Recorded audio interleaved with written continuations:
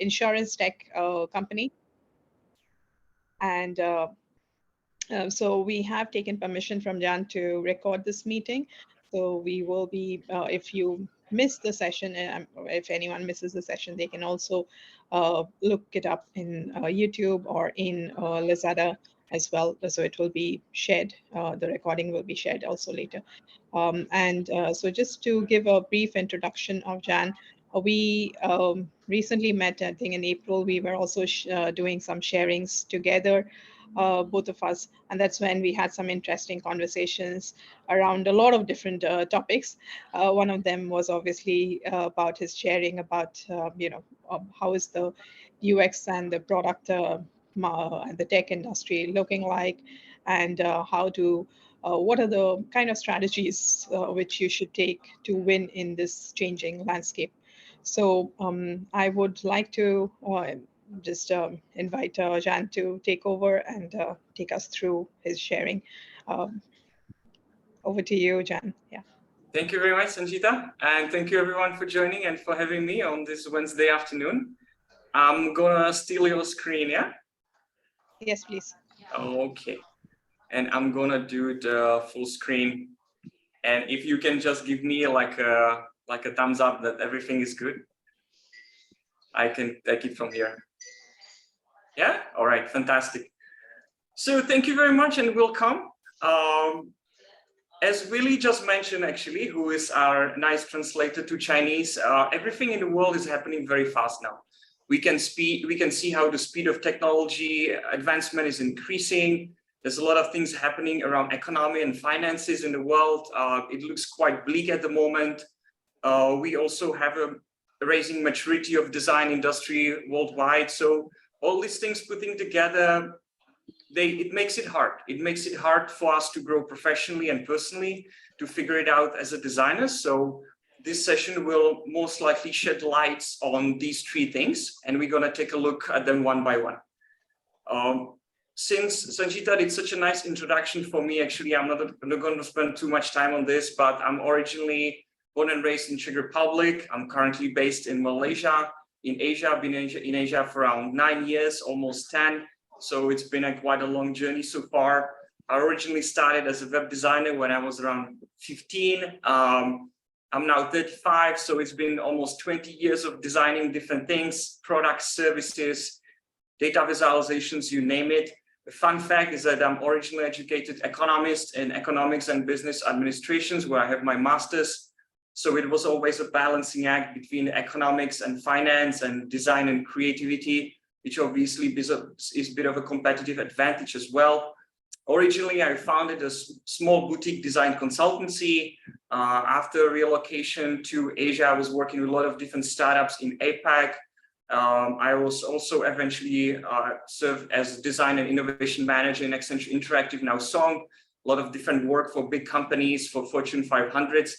At the moment, I'm head of product design for InsurTech unicorn called bolttech, which is actually headquartered in Singapore.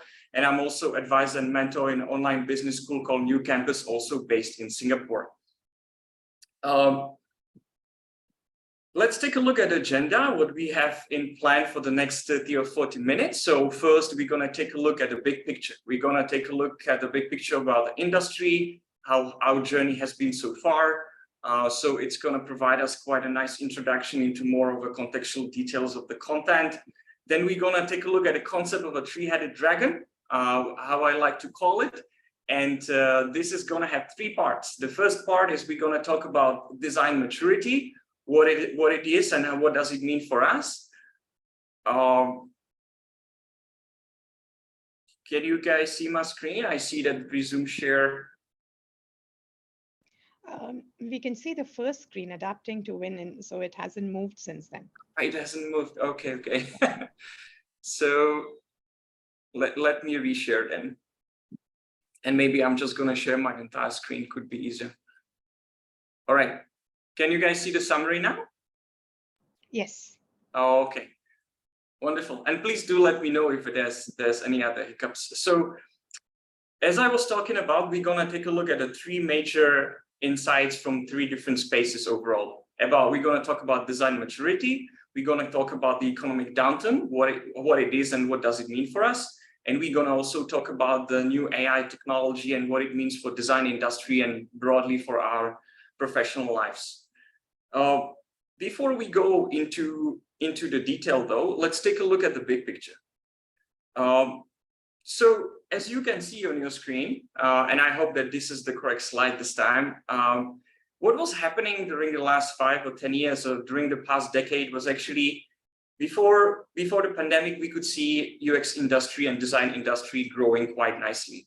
We had increasing maturation, we had a lot more jobs, UX was becoming mainstream. Many companies were starting hiring UX professionals and designers. So we were on a nice curve up. Then what happened during the pandemic was actually something that is quite fascinating. Even though that a lot of industries were suffering, what we see happening in the digital design space or even digital product space was a thing that I like to call a positive explosion. We could see a skyrocketing demand for capabilities and services in digital design. We could also observe mass hiring and a lot of money being spent actually on packages, profiles, and new hires. We could see also UX being everywhere. During the pandemic, companies had to go digital, even though they might not want to. There was no other way, there was no other choice, no other option. So we could also see a huge influx of new people into the industry. To give you some more contextual information about this is that imagine that in 2021, almost 250,000 people finished Google's UX certification. And all of these people became our competitors in a job market, essentially. So during the last couple of years, there was a massive influx of people into the world of digital design, which obviously creates much bigger competition and increases the number of people that are seeking the jobs and opportunities. What we can see in Southeast Asia from this perspective, you can witness, for example, and observe a lot of people from graphic design moving to UX, from marketing, branding. A lot of different disciplines are basically shifting towards digital design because we could observe that during the last couple of years, there was a lot of money to be spent, a huge demand, which is though now going slightly down. So what we could observe happening during our last year, towards the end of last year and beginning on this year, we can see it full scale, is that obviously there's a huge setback going on. There's a lot of new technology being released. We can see the impact of the economic downturn that has many implications. So what we see happening is there's uncertainty, there's a lot of layoffs, there's fewer opportunities this year. There is a rising anxiety from new technology, and there is a constantly rising pressure on delivering business impact, which obviously is something that is not always easy thing to deal with, but it became a reality in our lives. As much as it is painful for me to say, I don't think that this is actually the bottom. Based on my observation, experience, and research, we're probably gonna still witness something quite a bit worse in this space as the year progresses, but eventually it's gonna go up. There's gonna be a stabilization of the markets, there's gonna be a new wave of innovations, and what I see that is very likely happening, sadly, is that the future is gonna be highly unequal. There's going to be a lot of bounties and opportunities for people who are able to adapt really well. But I worry that for everyone who is going to treat everything in a way like business as usual, it's very likely that these individuals and people will be left behind. So I hope that this following presentation and this topic will actually give you a lot of information so all of us can actually stay on the green curve and really lead a prosperous life professionally and personally in the future, not being on the curve at the bottom. So going in, let's take a look at the concept of a three-headed dragon or three dragons, whatever you prefer, actually, how I like to call it. First topic that we're going to delve into is we're going to talk about the design reaching a solid maturity levels. And what does it mean and how it actually impacts the place where we work and how it impacts our lives as designers. We're going to talk about the economic downturn and why it's such a big wake-up call. And we're also going to talk about the new AI technology and why it actually is a mix of shock and awe, and how can we understand it better, how can we adapt and use it to our benefit. Firstly, let's talk about design reaching a solid maturity levels already. We are no longer the new kid on the block, as much as it can be a dramatic change for everyone. And what it actually means is that design or UX was for a long time something new and cool. The practitioners, design practitioners, we were trying to fight, cry, and try to get a seat at the table. Please listen to us. We are important. What we say makes sense. We want to make this impact and that impact, this initiative. So for quite a couple of years, design was something new and cool relatively, and in many companies it was kind of overlooked. Especially in some startups, you can see that the designers, they are just these cool looking people with MacBooks, don't pay too much attention to them. So this kind of a treatment is not true anymore. The aura of something new and cool doesn't exist. Design vertical or design practice or research practice more broadly has basically the same playing field right now as other verticals. Design and research has the same treatment right now, like operations, sales, marketing, technology, operations, you name it, which basically means that there is an increased level of scrutiny on the functions, which obviously can be quite unpleasant sometimes, like there are no shortcuts anymore, but we just have to play by the same rules like all the other practices and business verticals, essentially. Summarizing the impact of this, I would want to highlight 3 points. Obviously, what does it mean is that there's a much stricter prioritization, and what you can witness around you is that quantification of everything is almost a necessity right now. Whatever your plan is in the company or in the business, you are responsible for quantifying the impact. How much budget do you need? How many people do you need? How much time is it going to take? What kind of results we can expect? Can you calculate this? Can you calculate that? So this is the impact of design being a lot more mature. And now, obviously, it has a same scrutiny and expectations as the other function, which is good and bad. It almost cuts both ways, right? So the potential bounties or the potentials are much higher overall, but so are the risks, right? Like, when we try to create something, we are projecting a new initiative or product or service, there is a lot of potential because we have a seat at the table, but it's now up to us actually to be able to influence the right way, but also be responsible for our own actions, which is often quite uncomfortable. Like, we need to leave the comfort zone behind if we are able to tap into this potential.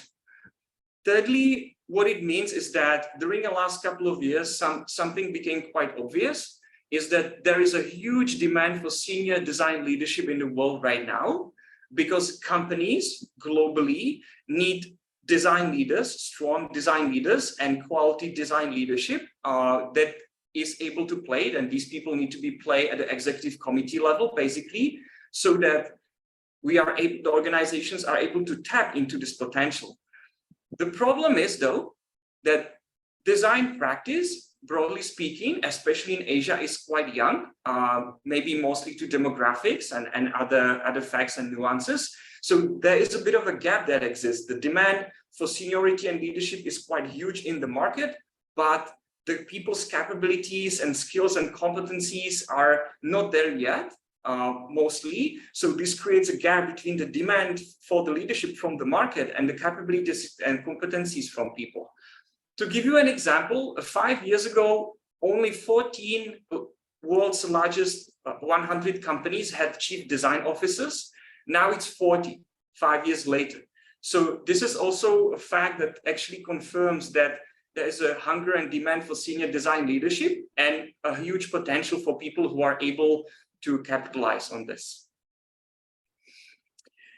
In this talk, I'm always going to basically explain an issue, give you a context and introduction, and then I also want to give you 3 practical tips and examples of what we can do with that and how you can actually utilize some of these new developments and what to do for your professional life. The first one, when it comes to design maturity, is about obsession about design methodology.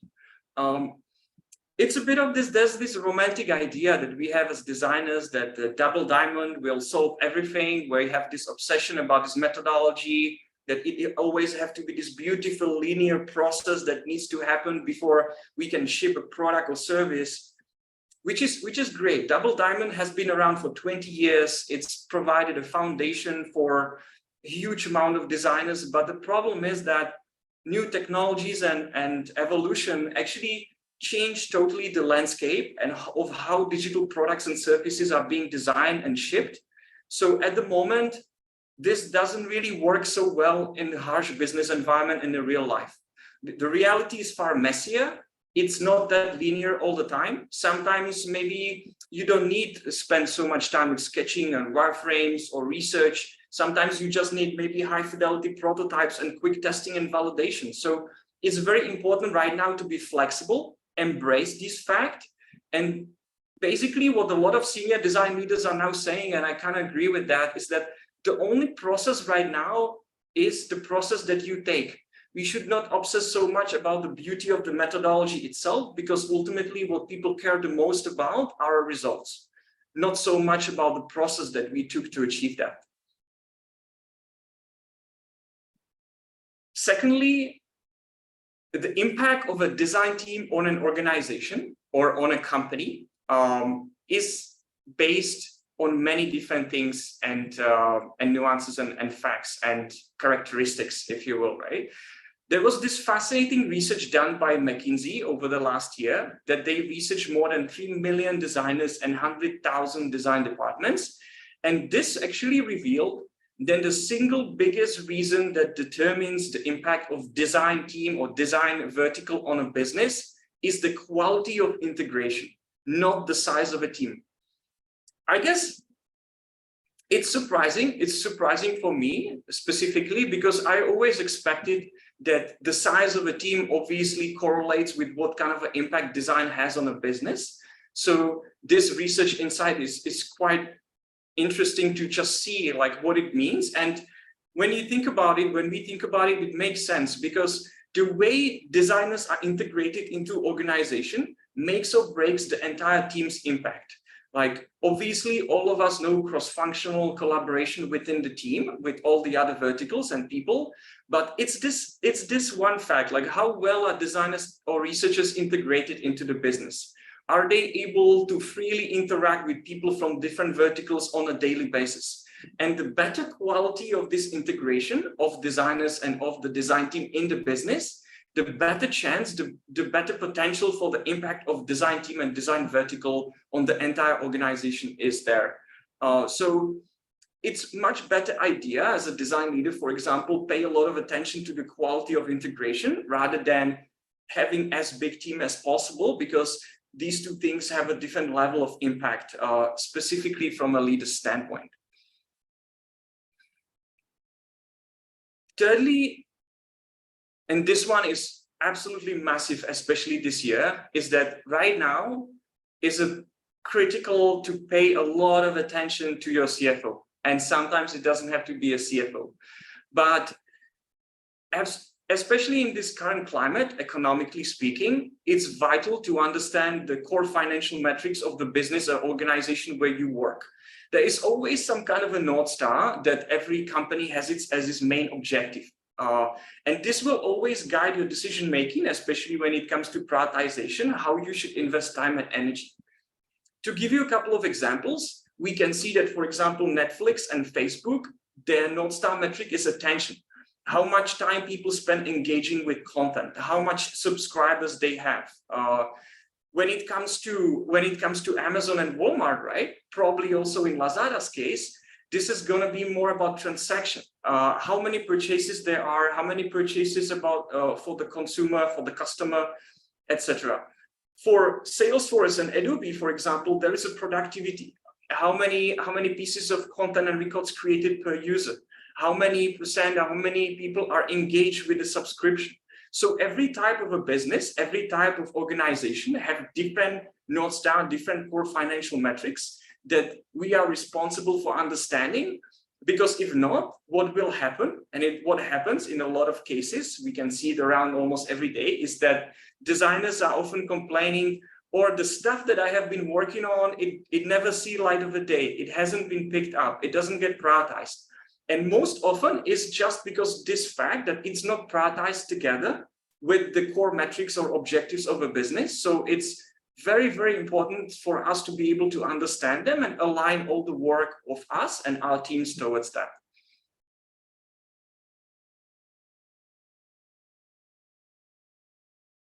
Let's talk about the economic downturn. It's something that is not that easy to talk about. I assume also that for quite a broad range of people, this is fairly, not novel or something, but it's a bit abstract. Like it's something that is happening around us every day. But sometimes, you know, when we don't really listen to economic news and read newspaper or something, it's hard to understand the nuances because it might seem quite a bit abstract as a concept. The current economic downturn is truly quite a wake-up call after a wild party. And why I feel this is essential to understand and talk about is that because as young as a region as Southeast Asia is, for most of the people, especially in design industry, this is the first time that there's some crisis like this is going on, because most of us been actually quite young when it comes to 2008, 2009. So that's why this could feel very painful and very real quite quickly. So let's talk about what it is first. Economic downturns are cyclical events, and they don't happen for a single reason. It's usually a combination of a couple of different things. In this case, it's a combination of different components of elements. The war in Ukraine has a huge global implications. Obviously, it might feel like we are far away from the conflict here in Asia, but it does have a global implications. Some companies are still reeling from the pandemic's impact. Inflation is rising very quickly. In some places, it broke records. And also, people obviously play a huge role as well, right? A lot of people during the pandemic, we were thinking about, should we change our lives? Is my life going the trajectory that I want? We are changing how we think, what to do, what to buy. So shifting people's mindset also plays a huge role. This means if you can remember about the economic downturn, just one insight, this is the one that should stick to your memory. And this is the shift about the era of growing at all costs towards profitability. Simply what happened was that before this economic downturn, capital or money, it was quite cheap because interest rates were low. So it was relatively easier to raise money. Startups had a huge support from investors or venture capitalists. There was a less scrutiny on these investments as well. Everyone was trying to grow as fast as we can, as much as we can, very quickly. And right now, this totally changed. The dynamic right now is much more about being profitable and efficient, simply because interest rates are much higher right now.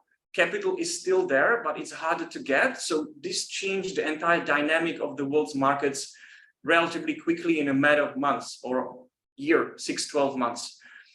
As everything is connected, and the world is very much connected at this point, nobody is able to escape from this. Whether we are freelancers, employees, business owners, students, interns, everyone is part of this global economy. So everyone plays a role. There's no escape from this. What it means, and this is not the easiest slide to pay attention to or listen to, but it's good to have some kind of a reality check so we know where we are. But what we see around us almost every day now, obviously, are layoffs. Companies are freezing hiring. We can see layoffs happening around almost every day. This is usually due to cost-cutting measures that businesses need to do or have to do. There is a rising pressure on delivering business impact, which is quite uncomfortable for many designers. There's very tight cost management. Companies are very, very careful right now how they spend the money. They are paying a lot more attention where every dollar is going. So there's a lot more scrutiny on spending. At the same time, there is still pressure on growing, but this is quite challenging because there's a pressure on growth with the same resources and time, meaning that most of the time this year, you have to achieve growth, but you will not have more people or time and money to achieve that. So this is quite challenging. At the same time, what we see happening is a prioritization of safe project. What it means is that safe meaning predictable, which can sometimes stiffen innovation, because for any innovation concepts or ideas, you really do need to have a solid business case at the moment, which could sometimes obviously make it much more difficult to get a green light for a project. And what we see happening also around a lot is realignment of strategy for many businesses. This is quite ruthless because it can result in many people being let go. This can have a real world consequences. So in this case, it's just a couple of words on a slide, but this has a real world harsh impact on people. Give you an example, Meta or Facebook, they lay off a huge amount of people across 4 waves. And the biggest hit departments were actually research and content design, because the trend is to flatten the company, remove a lot of the middle management, make the ratio of engineers to other employers quite different. So sometimes the realignment of a strategy can have a massive implications on people inside companies. Just gonna check time very quickly, so I know what is the speed that we need to proceed. And let's talk about the 3 specific tips that we can apply when it comes to economic downturn. So what is really good right now, and there's a huge potential, is an optimization of existing operations. Companies are trying to be more efficient. So as companies strive to be profitable or more profitable, what is really good opportunity for designers and researchers is to actually contribute towards this strategy. Give you a specific example, design systems are quite important right now, even more than before, because they save a huge amount of time and money for front-end development and design. It makes companies a lot more efficient and cost-savvy.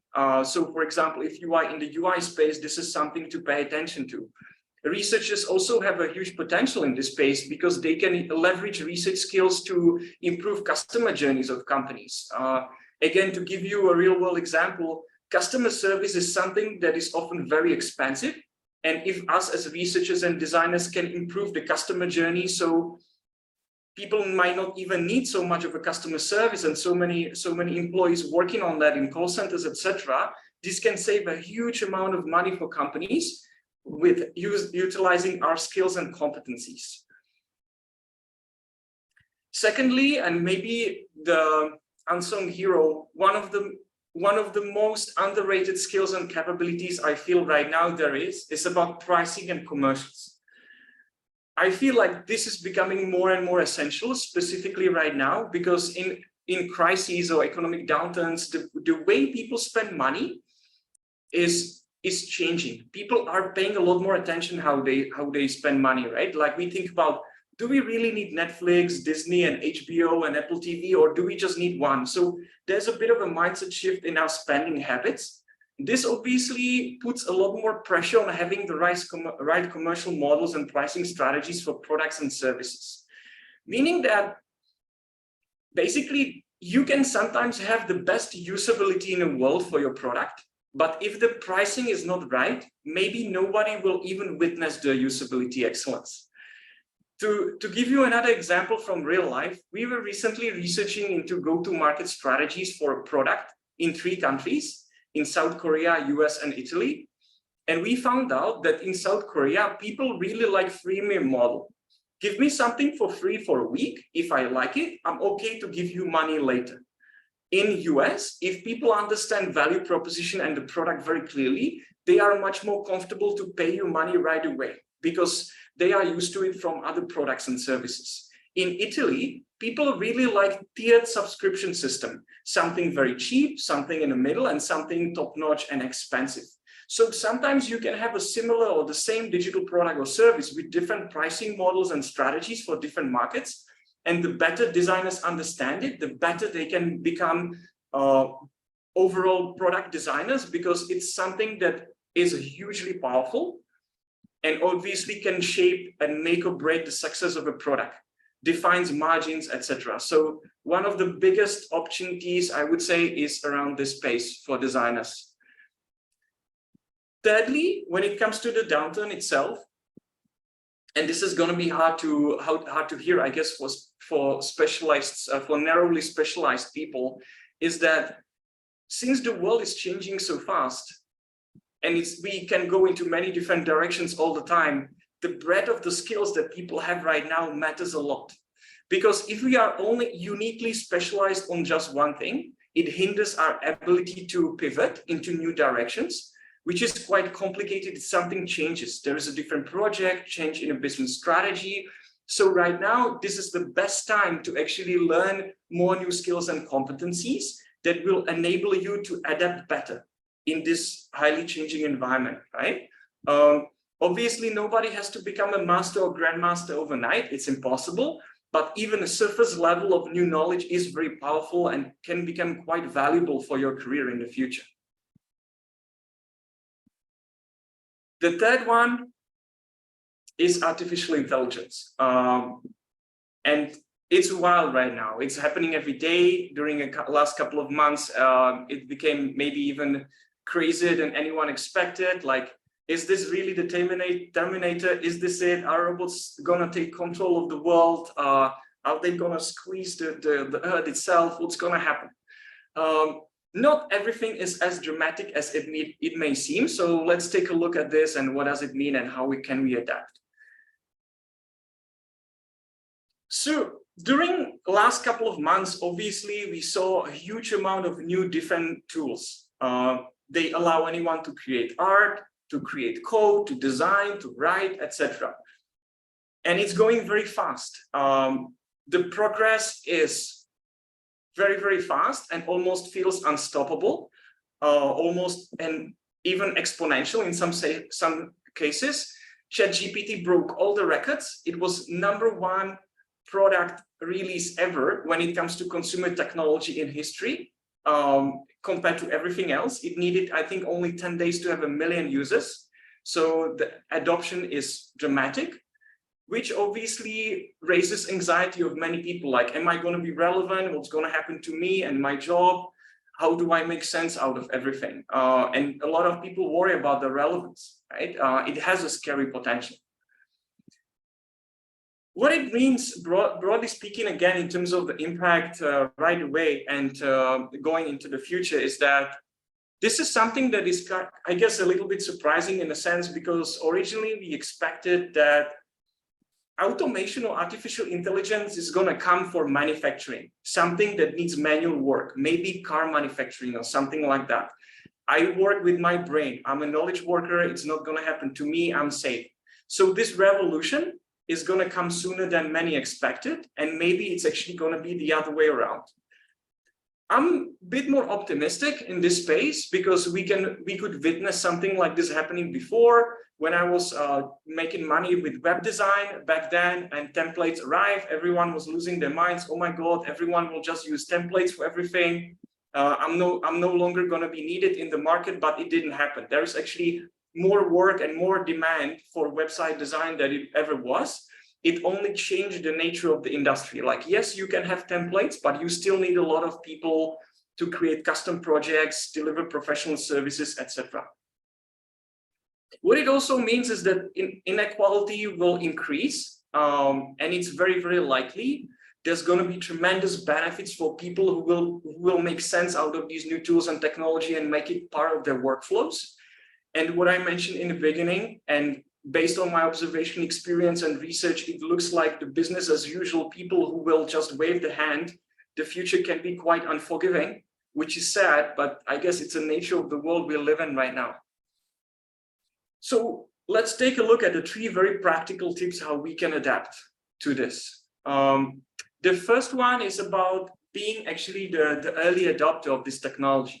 Yes, it does allow us to create new concepts very fast, but it's not easy to communicate with AI. You have to be good in prompts, you have to be good in communication. It's not easy to get something out of it very quickly and efficiently. It takes knowledge, it takes time, it takes practice. So being an early adopter actually provides a vital competitive advantage so that we can actually make the most out of it. And we can also see like how it really works.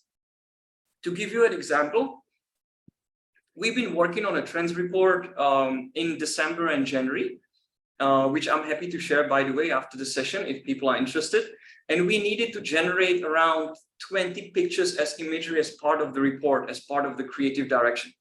It took me maybe around 1,000 tries with DALL-E to actually get these 20 really good results. So it's not as simple as it may seem, and it takes a real practice and skill. So early adopters actually will have very much competitive advantages in this space. Secondly, the mindset of an architect, of an orchestra conductor, is becoming increasingly more valuable. When we think about digital product design or digital product services, there is a lot of components that need to happen before the product or service becomes a reality. There's visual design, there's research, there's engineering, there is coding, there's pricing.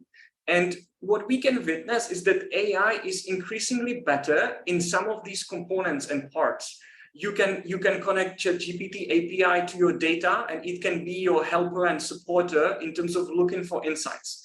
There is a plugin for Figma now called Galileo, which basically allows you to create user interface screens based on prompts, right? So some of the components of a design process are increasingly faster to be automated and faster, meaning that people who think holistically as architects, almost as a movie directors, think about the products as one piece to put together, they will be tremendously valuable.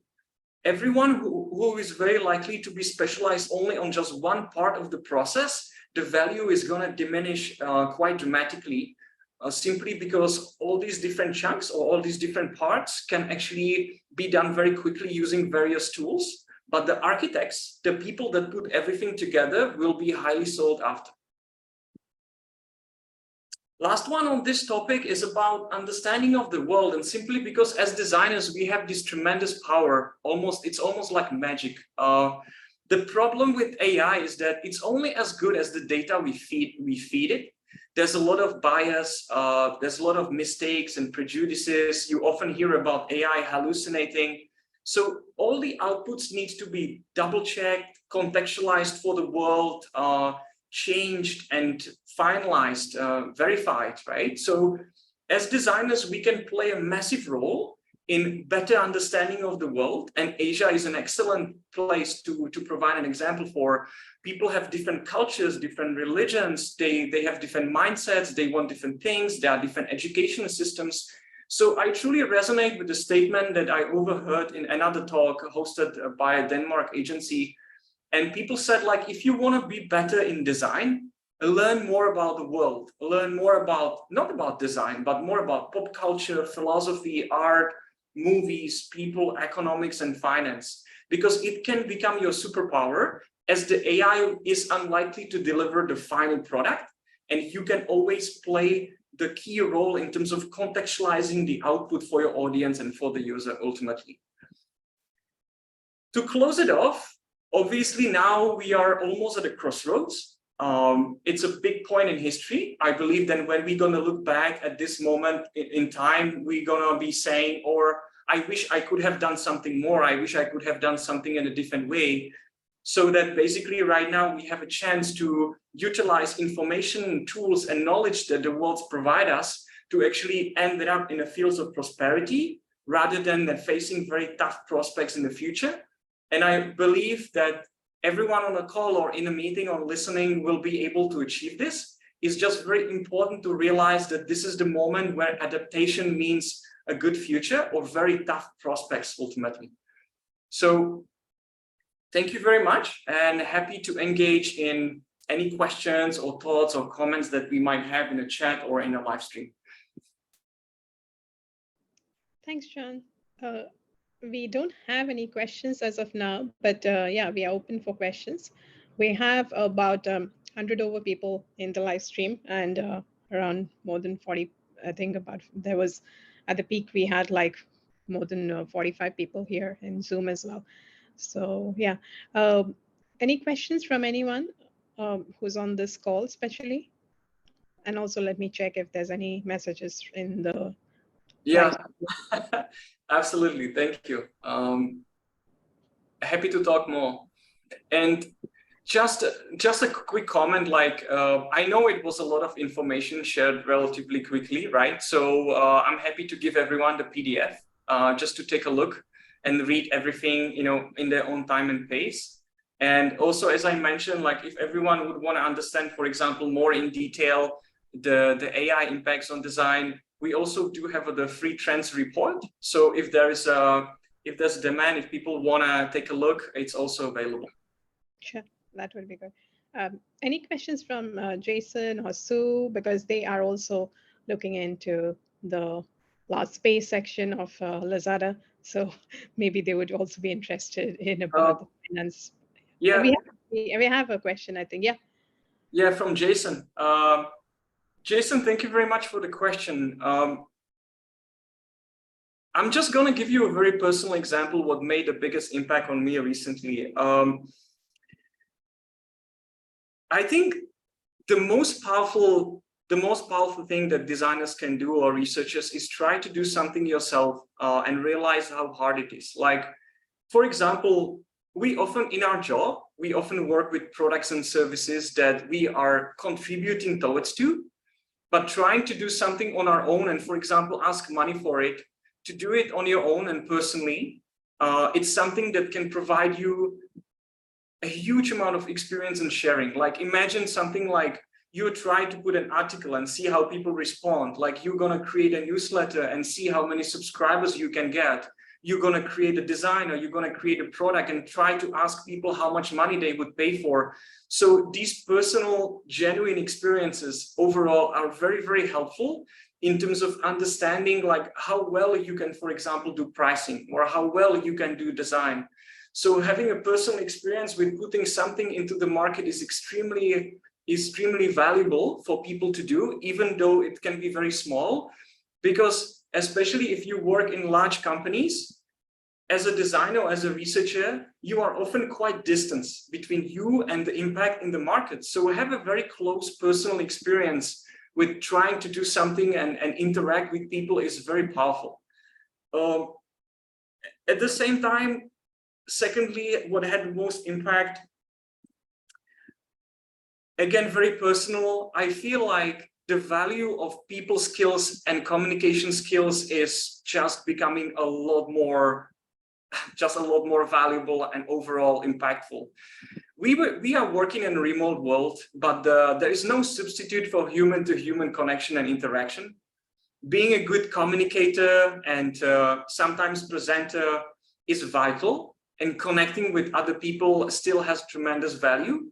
So I would truly emphasize for everyone to not always pay attention, like let's say to design, to engineering and coding, but really becoming better in all the soft skills and interpersonal skills and social skills, because it can carry you a long way. And based on my own career, like what I can see is that basically your career progression often correlates with your communication skills.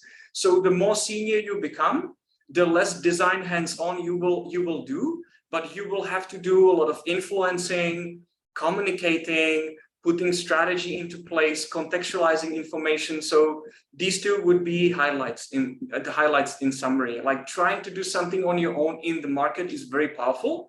And secondly, soft skills and basically interpersonal skills, like honing them, becoming better at them, it can move mountains. Thanks, Sean.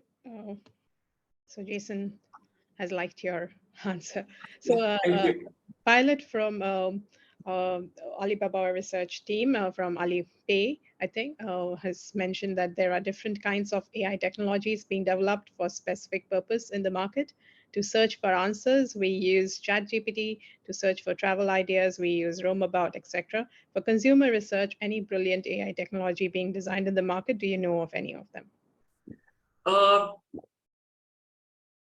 I'm going to tell you about the one that we use the most.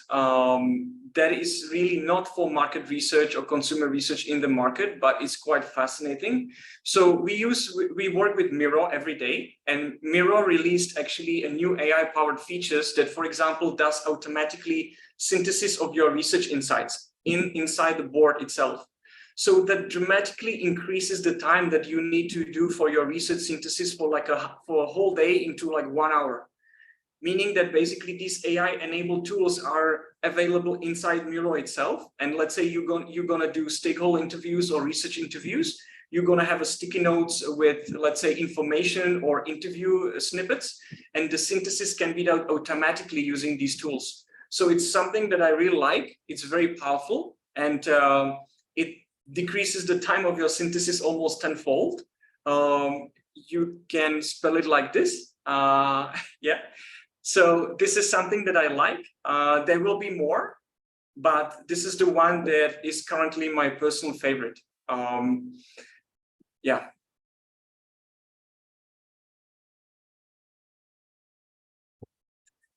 At the same time, actually, still, since we have time and there's not immediate question, I was yesterday listening to a podcast from economists, and the AI tools or ChatGPT and everything is really good in synthesizing information, but it's not really good when you want to understand the latest news in the world or the latest happenings or information in the world.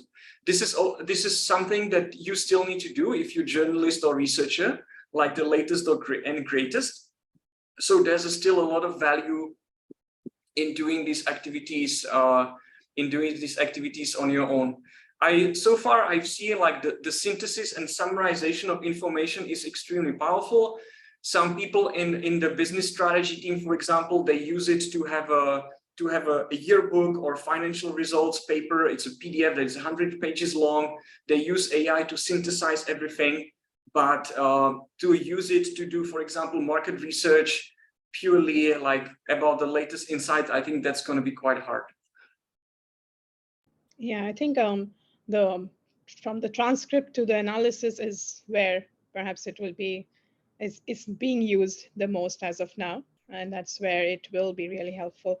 Also, I would imagine later on, when capabilities are more enhanced, then it would be also in quantitative, where data is analyzed in a certain format, or getting data tables quicker is something which I would expect because it's quite time consuming. I don't know, Sanjita, how many researchers do we have on a call, but what I was really very surprised about is that when I was looking into the meta layoffs, the team that was hit the most was actually quantitative research. So I don't know the reason why yet, but it seems for me right now, when I'm observing what's happening every day, that research is definitely one of the areas where AI is going to have a dramatic impact. That's why I also feel what I mentioned on one of the slides, that having actually the breadth of the skills and have more capabilities than just one is very smart, because it allows you to pivot into different directions. And the best advice would be to basically paying attention, not maybe every day, but at least on a weekly basis, so that people stay in touch with the reality. Because as Willie mentioned in the beginning, like it's really moving very fast, especially in cities like Singapore or Hong Kong, in the big ones, where it's becoming increasingly competitive in this field. Yeah, I in fact, a lot of my friends also was impacted because of the layoff. Most of them are big in the companies which are global companies, and there what happens is a lot of the work is done by the global team, and the local teams hence got impacted because nothing much changes in the local. That's at least the thought perhaps behind it. And yeah, and mostly it is the media measurement teams, like not so much I think globally it was the UX research teams, and then in the local teams it is the marketing research teams which got impacted. So that's where you see all the quantitative researchers, because they are all mostly in the marketing research teams. Yeah, having a hard time. Yeah. All right. Sanjita, by the way, thank you very much for this whole thing. I'm just browsing through some of the comments. So very happy to hear that it resonated and people like the content. Again, there was a lot of information that maybe perhaps we went too fast. So really encouraged everyone just to take a look if they want to at a PDF, and obviously feel free to explore. If there are any if there are any follow-up questions or anything, you know, that you might not have thought about during this call, like feel free to reach out to me. LinkedIn works really well, or email. So no problem. I'm happy to engage in any kind of conversation potentially later. Violet, it's not done by AI yet, but it might be. If you want to see AI imagery, I'm happy to provide the trends report that I mentioned, because there everything was done by DALL-E. Thanks, Chan, for taking time out, and that too with such a quick notice. Thanks so much for sharing. Guys, if you liked it, please at least thank him on the chat or through some reactions, or you can also get in touch with him on LinkedIn. And we will be sharing the recording of the session. So more for you all to listen to the recording perhaps, and then think about it again. And I think John, is it okay to share it on YouTube as well? I think we have your permission, right? To put it on YouTube and in LinkedIn. Yeah, I don't think we mentioned anything secretive that it would be a problem. Yeah, it's totally fine, Sachita. Oh, okay, sure. Thanks. We'll do that. Cool. Okay. Thanks, everyone. Thanks, everyone, for joining. Thank you, everyone. Have a nice rest of the week. Good seeing you. See Bye-bye. you. Bye.